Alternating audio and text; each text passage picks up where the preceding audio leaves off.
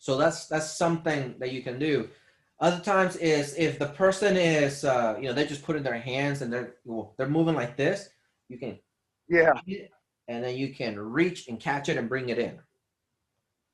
Okay, you want their hands, arms in front of them, yes, close to one another. Yes. But if you don't have your legs locked, your ankles locked, like in the close guard, like we were talking about on Monday, yeah, and you're trying to get a hold of their hands, you want to bring your feet in front of their hips, so that way they can have a place to put their hands on. And then once they put their hands on your legs, on your thighs, on your knees, or they hold on to your pant legs, then that's when you can reach and hold on to their sleeve or their own wrist. Okay. And then you can go back into the closed guard position. You just push your legs out and go back into the closed guard. Okay. Yes. And like you can, so going back to this one right here, you can see how hyperextended this leg is. Okay. Usually at this angle, his thigh, this heel should be about right here. Okay. But you can see that little bit of arch, looks like a bow. Yeah. So the guy's doing a great job of controlling the heel, and he's going to pinch his knees and he's going to squeeze his butt cheeks and push his hips into that kneecap. Right there. See how he's arching? Ugh. That is painful. Watch again his hips. Look at that. It doesn't look like much, but there is an arch right here. And so thigh, knee, and his heel is all the way over here. So his leg is like this. It makes like a weird S.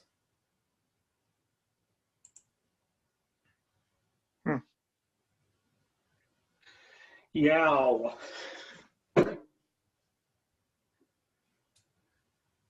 This is a pretty slick transition. So this guy here, his name is AJ Agazarm. He's an Ohio State wrestling alumni and a jiu-jitsu black belt. And he's also a no-gi world champion, and now he's fighting in MMA. He's known for his ability to not tap and scrambling. I remember watching this fight, and he was losing the fight, if I remember correctly. And the guy made a mistake, landed on the ground, and he caught him in a Kimura trap. What that means is that he's got the Kimura hold on his arm right here, and then he's going to be adjusting his body to that hold.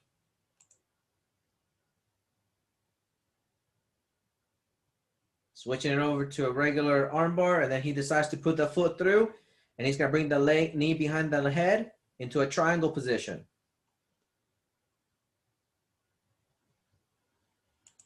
So now, you may ask yourself, why is he reaching over and pulling on this far arm instead of squeezing his knees together like you would a regular triangle, right? And pulling the head? Well, the reason being is because the guy is laying on his side. So he's not in a typical triangle like this. He's like this on the side. Okay? So he's trying to bring this guy's shoulder and squeeze his own shin with it. And by him doing that, it forces his own leg to be driven into the guy's artery. So it's just making it a nice tight compression.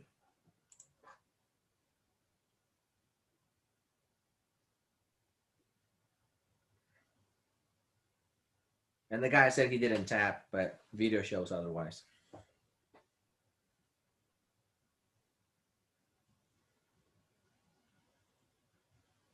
Right there, that's pretty slick. That's a very old school transition, by the way. When you are in the armbar position, as they will show, right here, armbar from in the crossbody position, you take the foot that is closest to the belly button and you weave it between the person's elbows. And you'll be able to get a triangle.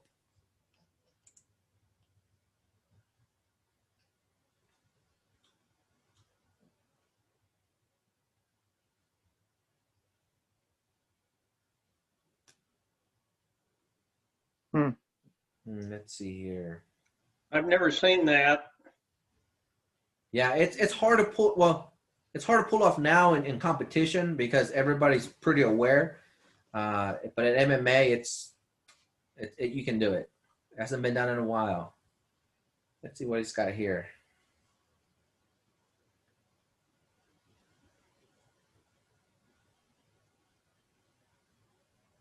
Oh, Did nice. he know? Oh, Did he know what he was doing in that choke, or did he just take advantage of the situation? Did he try to yeah. lead him into that, or did he just take advantage of saw it and Um, jumped him? Once he was in the position, he knew what to do. Okay. Let me rewind it here for a second.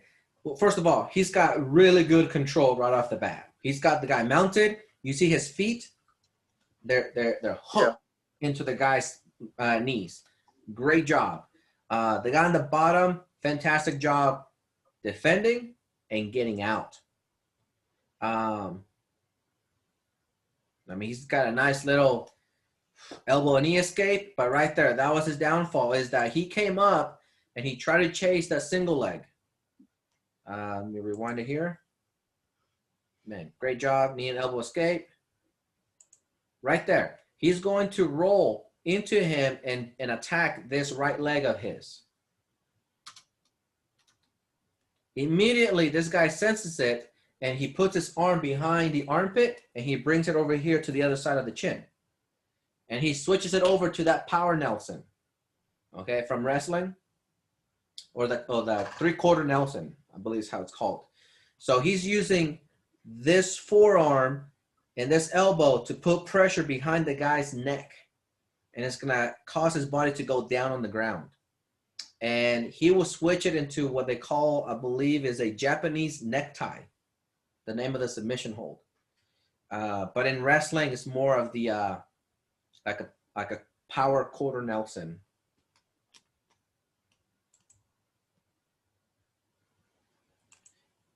Right there. And you see how he moved his feet in circles? He's setting him up for the angle, which makes this pressure on the elbow so much tighter. Just keep an eye when he gets the grip. He's going to walk to his own right side. Right there. Okay, he's walking to the right because he's going to try to get as close as he can to this leg while causing the guy to fall on his right hip. Right there. Now, do you see how this elbow, he's got it tucked in. The forearm is putting a lot of downward pressure behind the guy's neck, right here by the ear. Okay? If there was space right here, the guy would be able to get his head out really easy, but it's not. So he's doing a great job of just tucking it in and then putting pressure.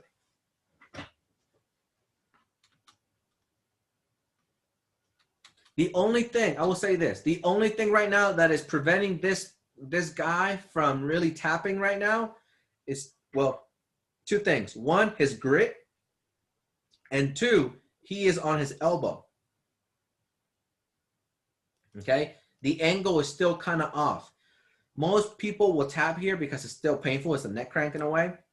But his elbow is helping him survive until he falls on his shoulder. He's got the leg hooked. You see that? Got the leg hooked. And he's going to, once again, put the guy's head and try to push it into his own sternum. This guy's head is right here, and it should be right there. So he's forcing it down.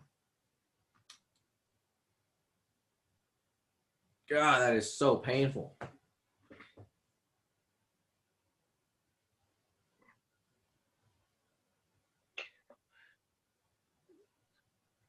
And he didn't switch the grip. It's just that power Nelson in there. Or some people in jiu-jitsu now, they call it the Japanese necktie.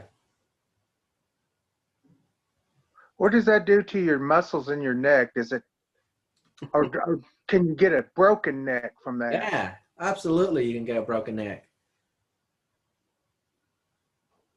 Oh, man, that's nice. I didn't see that before. Okay. He steps this left knee to the top of the guy's head. So now he's not only using his arms and this hook, he's also using this leg to crunch the guy together. Watch that leg right here. Look at that. Golly. Okay? Wow. That is a lot of rotation. So not only is his head just doing this, his head is turning at the same time. That causes that's a really nasty neck cramp right there. Look at that. And then he falls on the hip. There's no way the guy can look up to defend it. Look at his face. Look where it's coming out. It's right there. That's his nose and that's his left eyeball. That's his forehead. Right there.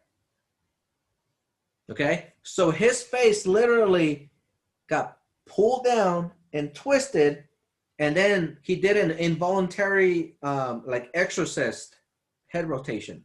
So why has he got his arm up like that? Desperation. Well, for one, he's trying to put tension back over here on with his tricep to create some sort of wedge to be able to kind of release the tension, but it's not happening. It's the correct response, but he's already too far gone.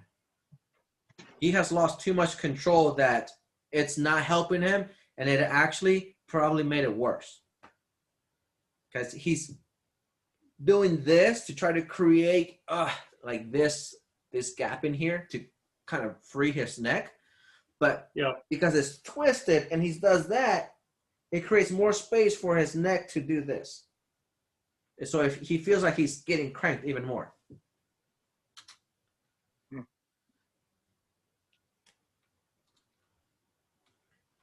Right off the bat, body triangle control right here with the leg hooked, and he has inside wrist control on the same side. If someone were flexible enough, could they ride that out? Yeah, but it's still pretty painful.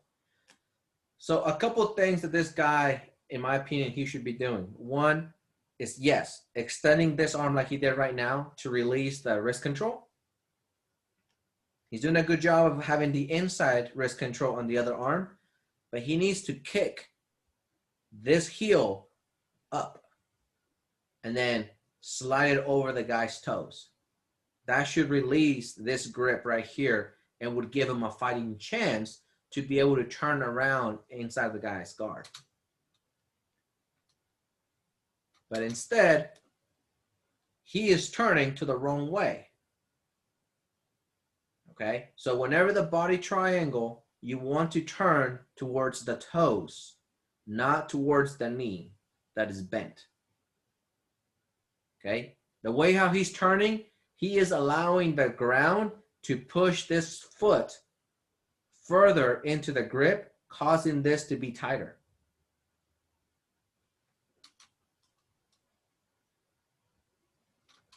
You see how he just keeps turning towards the wrong side. And it gives this guy a nice power Nelson, and they flip over. Let me rewind it here a second. So, Turn toward the toes, not the knee. yes. Okay. So that now he's turned the right direction. Okay. Originally he was turning towards this knee. Now he's turning to those toes, which is important. And when he turned to those toes, you can see right here, this grip on his leg is gone. All right.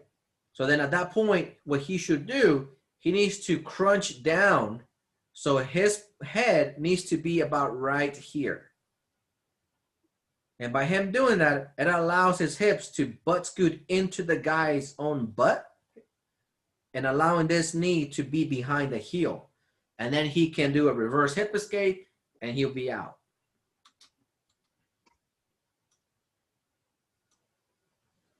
but instead he pushes into the guy. See how his hips are up? He's pushing into him, which is a huge no-no. That's a bad response.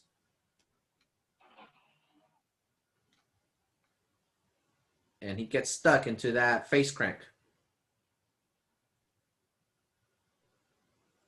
All right, he survives it.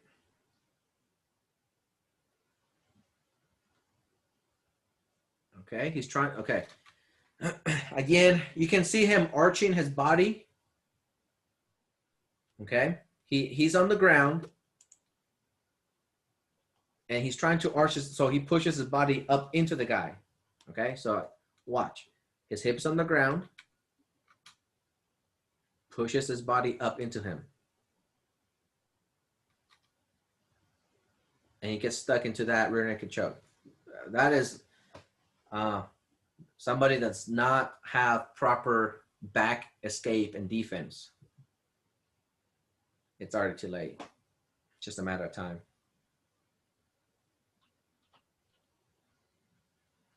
And it's all because he never once addressed the body triangle.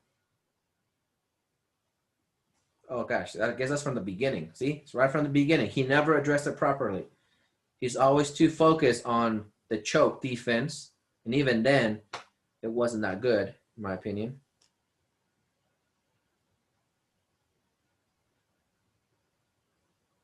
When someone gets you in that triangle, that body triangle, we should address that immediately. Yeah. Yeah. I mean, the guy did a good job defending the choke in the beginning, but he should have addressed that choke right off the bat.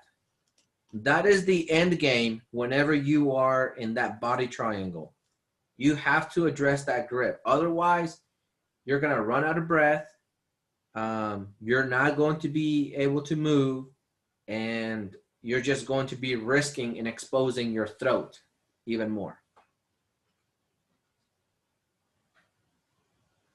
Because we know what's coming when you're in that body triangle. Yeah. Reason why you put somebody in that body triangle is so that you can choke them. Okay? So that you can choke them. That's pretty much the only reason why you do that. So if you know that the only submission that comes from that is a choke. So if once you do this really good and defend it, focus on that escape. Focus on getting the grip away from your body, and then you can maneuver. Then you can move your hips. You can scramble. You're alive, and you make the movement dynamic. The body triangle stalls your movement. It doesn't allow you to do anything except try to defend the incoming chokes. So interesting. This guy is doing a pretty good job of controlling his opponent. Blaine, what do you think he's doing good? What was that? What do you think this guy in the red gloves is doing that's good in the control? I would say controlling his left leg. Okay. I'm guessing. That's good. That's good. That's one of two things correctly. Okay, so then it's his left arm. Yes, absolutely. So he's got this hook right here, controls the guy's knee, keeps it off the ground, makes it hard for him to turn and move on him. And then he's got this straight jacket control. He's got the opposite arm, opposite hand on the other side, and he's pulling on it. So he's twisting him. Makes it very hard for the guy to really do much. He really has to power his way out of things. But he's stuck. He's feeling a little overwhelmed now.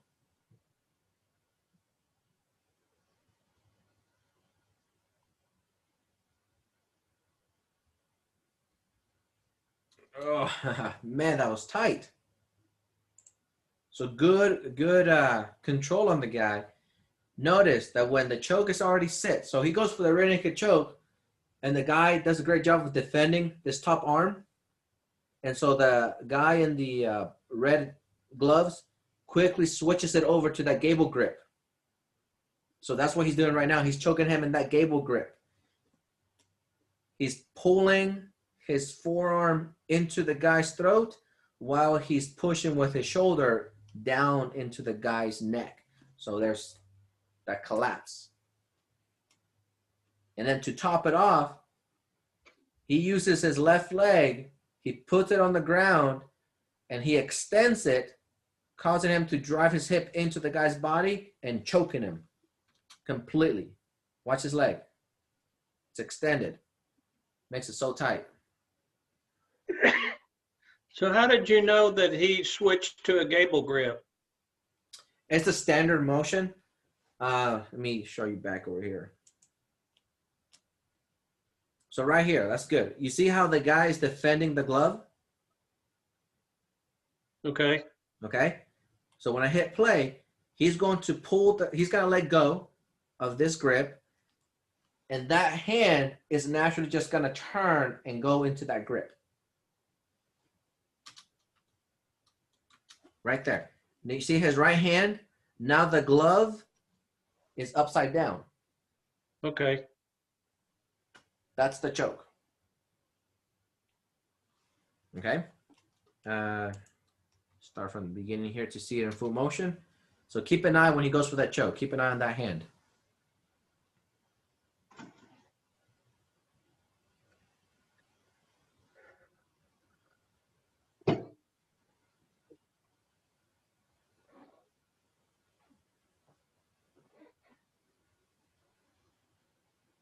Right there. You see his grip? Mm-hmm. Okay. So that recovery is just a natural progression to that grip. In MMA now, a lot of guys like this guy, what they do for the rear naked choke, they get it here and they go for this knowing that, you know, the person is going to defend it. So they do that and they let it go and immediately come in here like this because the person's hands are up and it causes this to be open. So now they focus on top of their head and it's no longer there. And now they're getting choked and they try to reach back there. It's too late. So it's a combination move. You go for the rear naked choke here and then switch it over.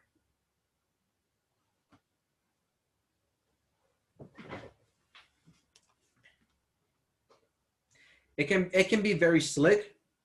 Obviously, this guy, he's got a lot of grappling experience just based on how he's controlling the guy.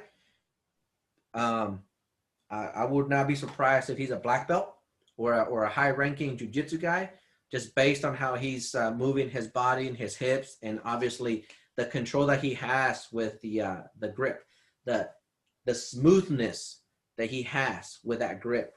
That is that's a very controlled, specific way of doing it.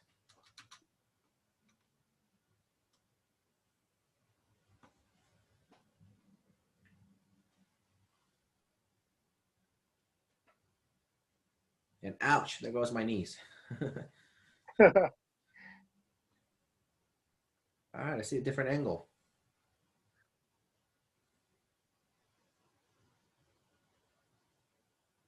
I think you mentioned this before, Coach Edgar. Can you pull off that rear naked choke with just one arm? Yes, you can. It's very hard, but you can definitely do it. It's harder in MMA because of the gloves, but you can definitely do it.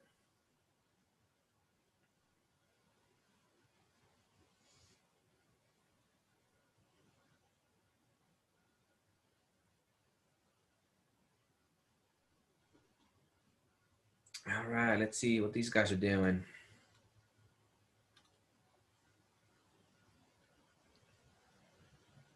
Okay, the guy on the bottom trying to work for the underhook for come up. I don't know why he did that. Okay. Oh, nice. One arm guillotine finish. It's pretty slick. Okay, see they have the takedown. Nice scoop. He forces right into that half guard position, as you see right here. He's got double underhooks, makes it awkward for the guy on the bottom. Okay, Mistake. The guy in the bottom. I just see it. When I hit play, keep an eye on this guy's elbow right here. Okay, the guy on the bottom, his right elbow. Instead of the proper reaction, that should be him tucking it in and being on his shoulder, he decides to post on it and lift his body off of the ground with his right elbow. It creates a lot of space, makes it really easy for the guy on top to go for that guillotine. Right here. Okay. There's a lot of space. I don't know if you can see it. I can see it from my end, but his elbow is posted on the ground and it's not tucked in. Especially from this frame right here, this angle. Okay? You see his form on the ground. His shoulder, his left shoulder here is too high up. This left shoulder should be right here in front of the sternum so that he could have a proper underhook. But instead, he decides to try to muscle his way up, causes this left underhook to be shallow and his shoulder to pop out of place, out of the position. Makes no defense whatsoever on the neck. That's why the guy instinctively goes with his arm around the head into the guillotine position. Look at that. He's got his hand on the guy's chin. Okay? That's guillotine 101. This guy, for the life of me, I don't know what he did or why he chose to go in that direction. And now, because he has a really crappy underhook, the guy has space with his right hand to get in front of the guy's chest and lock his hands. Right there. You see that? And he steps over. His hands are right here and they're locked. Okay? He's got his right or his left hand like this on the guy's underneath the guy's chin. His right hand is through, stepped over. He's gonna slide down the guy's hips. Right there. So he's got his own arm stuck. Really bad defense already. Pain. He's thinking about tapping. And he's got both underhooks right here. Or both hooks with his legs. And he's pushing his hip down. So he's arching, right? But it could be because the guy's arm is stuck in front of his body.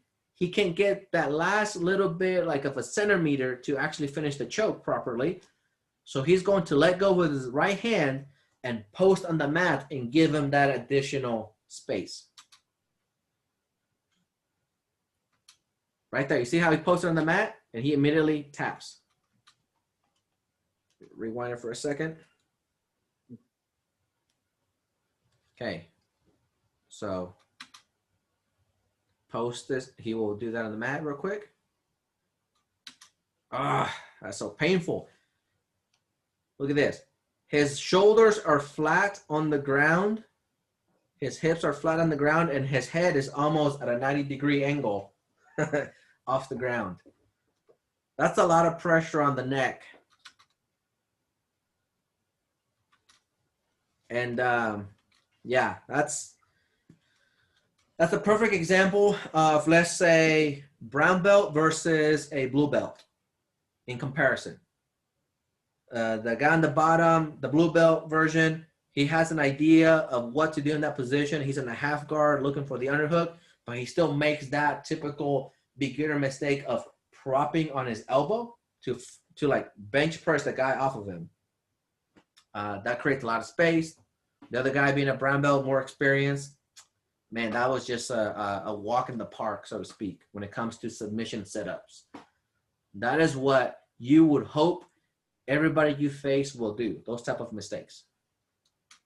Well, that guy on the bottom should have tucked his elbow into his side. Yeah, he should have been like this, like on his side, like this girl is. You know how she's on her shoulder. That's what he should have done in that position. That would have saved his neck and would probably give him the ability to go to the next round. But instead, he did not do that. So he had to move to a different angle then Yeah. as a defense. Yeah. Man, the guy, that girl on the top doing a good job. Oh, ho, ho.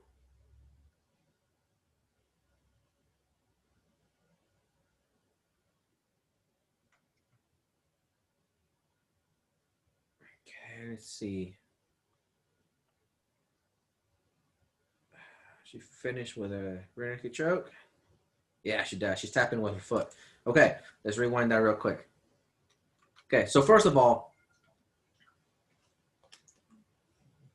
girl on top, great control. Great control. Another example of maybe a higher level experienced grappler versus one that's not so experienced. She has this girl in what they now call the 3/4 mount. Okay, makes it very awkward for the person on the bottom. A good reaction should be for her on the bottom to push the girl's knee back down between her knees. So push this knee down here and force a half guard. But unfortunately, her natural instincts are to turn her body towards this knee, so she exposes her back. Okay, but she has help from the other girl because when she starts to move around and create space, the girl on top will reach behind her back and hook on her forearm. So she's got a good ground and pound right there. Okay, mistake again. What do you think she did?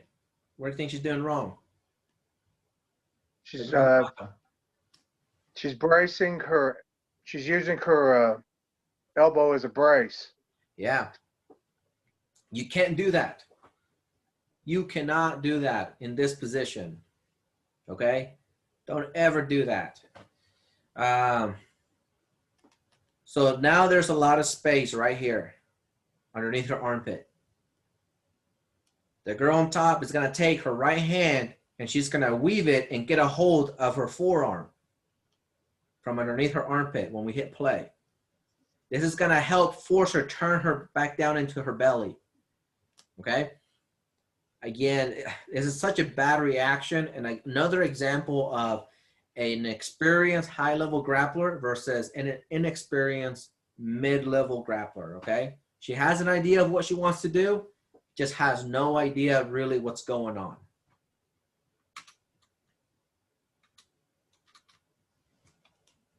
Okay, so right there now, because she's got her right hand holding on to the wrist and the forearm. Helps her spread her down. And you can see right here that how her hand is kind of like this. There's you can barely see this, but the way how her hips are, there's gap on her hips.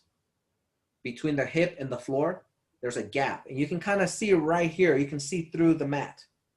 Little white area right there of the mat. That tells me that her forearm is underneath her ribs, holding on to that wrist. It causes her body to kind of be arched over the forearm. And yeah, you can see it right there. You see that space on the hip? No good. She's forced to the ground, and that's all she wrote there.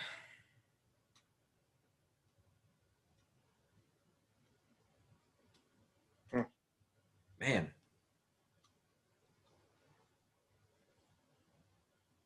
You know, and I say that too, but, you know, it's a fight. So, I mean, she could already be, you know, somewhat semi-unconscious from being hit. And so she's making all these bad mistakes because she's not able to read the controls correctly because she barely remembers her name at that point. But it's another example too, like you have to practice, you have to drill so that you can instinctively just move and react accordingly.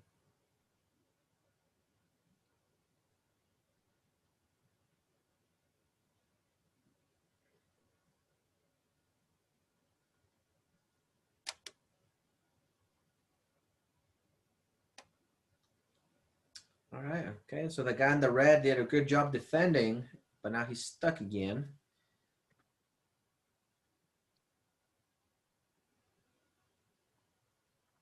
Oh, body triangle again. Okay.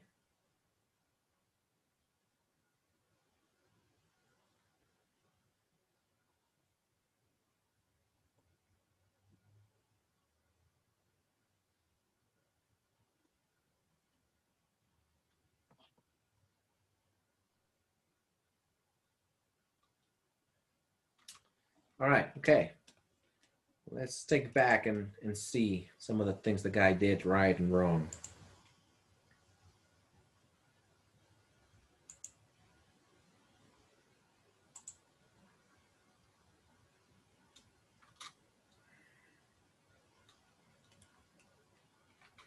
Okay, we'll start from this position here. So the guy takes his back and he pulls him back. The guy in the red did a great job of keeping his knees close to his chest. Makes it very hard for the guy to properly put the hooks in. Right there. You see that? He's very close right there. Makes it awkward for the guy behind him to put his heels in. But unfortunately, he doesn't keep it. He extends. He reaches over. Right there.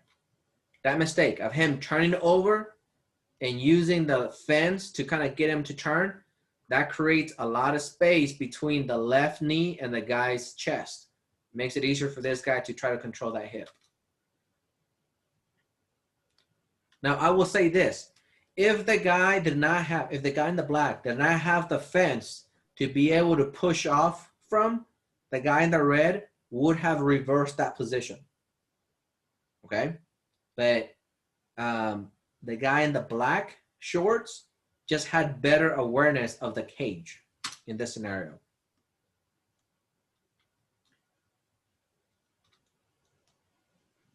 And he's trying to spread him out, trying to bring him back down to the ground. So another interesting thing that he does here, the guy in the black, instead of having the hook in front of the guy's thigh, he decides to hook his leg over here on the heel by the ankle and straightens the leg out. That puts a lot of stress on the guy's knee in that angle. In order for him to defend against it, he has to stretch his leg out, causing more space to happen, and the guy's just going to let go and put his hook back in front of the hip. You see he's trying to straighten the leg out. Switches it to a body triangle. There's a lot of space there.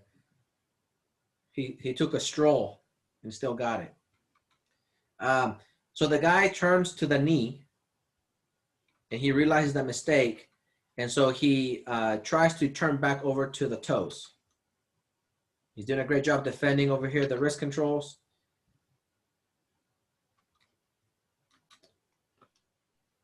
Excellent thing that the guy behind him did. You see how he reached over and grabbed the guy's hand? So the guy's here like this. His opponent reaches behind him and grabs right there and pulls it back.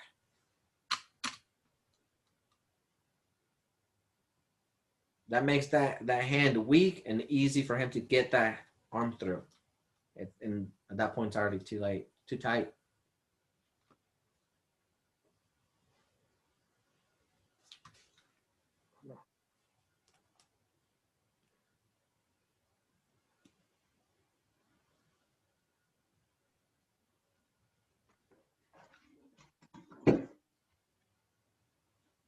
Yeah, man, that is tight. Body triangles. I mean, they work, but if you're not doing them correctly, you can hurt your ankle. This ankle that's behind the knee, you can hurt it. Because it just puts a lot of extra stress on it. If you're not hooking with the foot correctly, your ankle can hurt. You can pop your own ankle out of place. Yeah, it seems like it'd be your straight ankle locking yourself or something. Yeah, pretty much. Man, these things are killing me. All right. One more. All right, the ladies are up. Let's see what she's doing. She's working for that guillotine. Okay, she escaped. Good. All right, good mount. Isolated the wrist.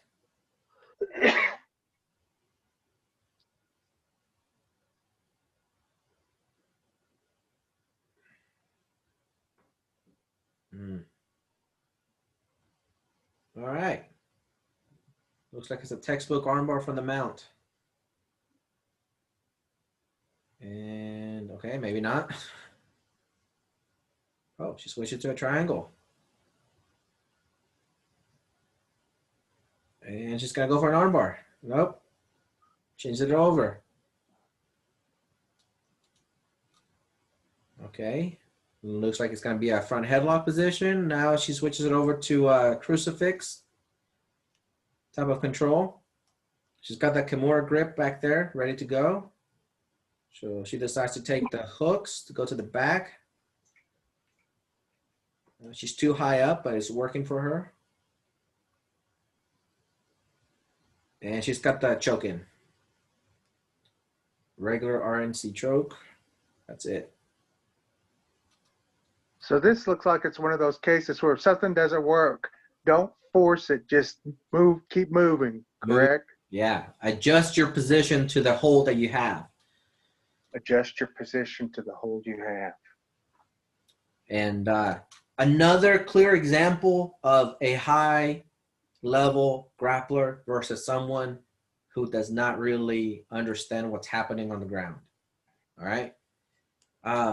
Watching this fight, what gave it away? The girl in the white outfit was not experienced enough on the ground.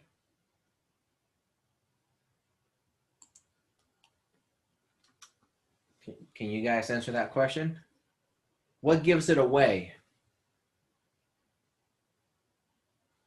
Let me see.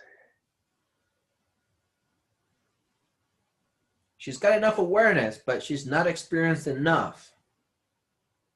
And this one particular thing that she keeps doing just gives it away. She just keeps rolling, doesn't she? Yeah. She just keeps bridging, bucking. She creates the space, but she doesn't take advantage of the space. She's trying to muscle her way out of the position. She's trying to like buck the other girl off of her and just try to like tackle her in positions that you're not supposed to tackle. She's holding on to positions that you're not supposed to hold on to.